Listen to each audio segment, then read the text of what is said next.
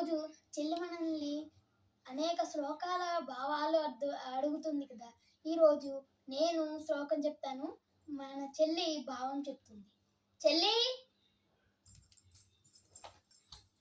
రోజు నేను శ్లోకాలకి భావం చెబుతున్నాను కదా, ఈరోజు నేను శ్లోకం చెప్తాను, నువ్వు భావం చెప్పు. ఓకే అన్నయ్య.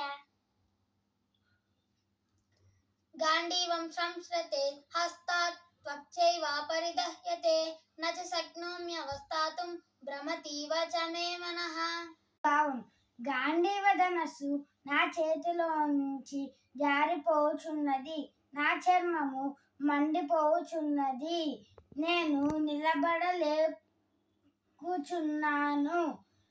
నన్ను నేనే మరిచిపోచున్నాను, నా మనసు చలించిపోతోంది అని అర్జునుడు శ్రీకృష్ణుడితో చెప్పాడు. ఇలాంటి మరిన్ని శ్లోకాలు మరియు దాని అర్థాల కోసం ఈ వీడియోకి ఒక లైక్ చేయండి, సబ్స్క్రైబ్ చేసుకుని ఫ్రెండ్స్కి పంపించండి. Thank you friends.